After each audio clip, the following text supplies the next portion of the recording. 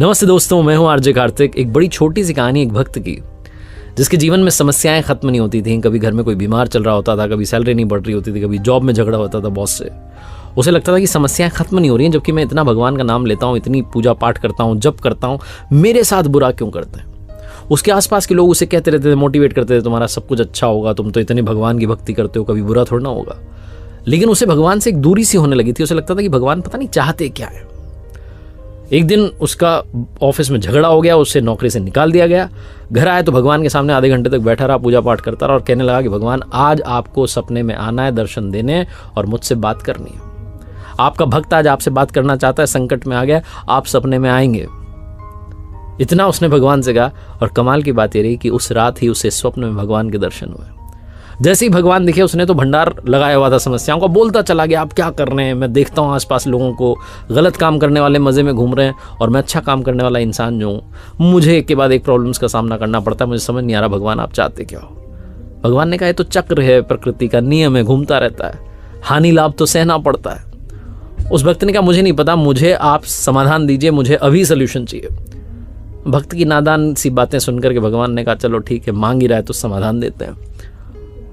तो जहां दर्शन दिए थे उस दृश्य में एक बहुत बड़ा बरगद का पेड़ पीछे दिखाई दे रहा था। भगवान ने भक्त से कहा, तुम्हें दिख रहा है पेड़? उसने कहा, दिख रहा है। भगवान ने कहा, काम करो, तुम्हारी जितनी समस्याएं हैं सारी लिख करके, पर्ची बना करके एक पोटली में डाल करके जाओ और वहां बांध के आ जाओ, सारी की सारी गायब हो जाएंगी। भक्त को लगा ये हुई ना बात, मेरी भक्ति का आज परिणाम मिला, आज रिजल्ट मिला, भगवान ने मुझे सारी समस्याएं छुटकारा दिलाया। उसने कहा, ठीक है, अभी जाता हूं। भगवान ने कहा, सुनो, लेकिन एक शर्त है, और शर्त यह है कि वहां जाने के बाद, अपनी पोटली बांधने के बाद जब वापस आओ तो एक पोटली उठा करके लाना, एक तो तुम्हें लेकर के आनी पड़ेगी, ये एक्सचेंज ऑफर है। भक्त ने कहा, ठीक है, देख लेंगे।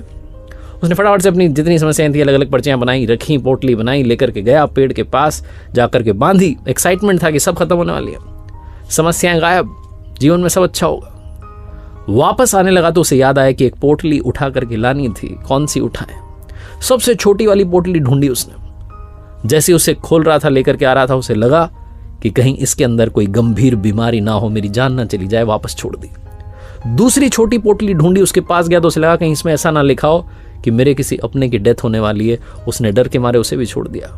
तीसरी पोटली के पास गया तो उसे डर लगा कि कहीं इसमें ऐसा ना लिखा हो कि मेरे किसी करीबी को बड़ी बीमारी हो जाए, पूरे जीवन परेशान रहे। उसने उस पोटली को भी छोड़ दिया। चिल्लाने लगा, कहने लगा, भगवान ये कौन सा ऑफर है, मुझे तो मेरी पोटली वापस दे दो, मैं लेकर के जाता हूं और प्रॉब्लम्स को हैंडल करना सीखूंगा, लड़ना सीखूंगा, मुझे आपका एक्सचेंज ऑफर नहीं चाहिए।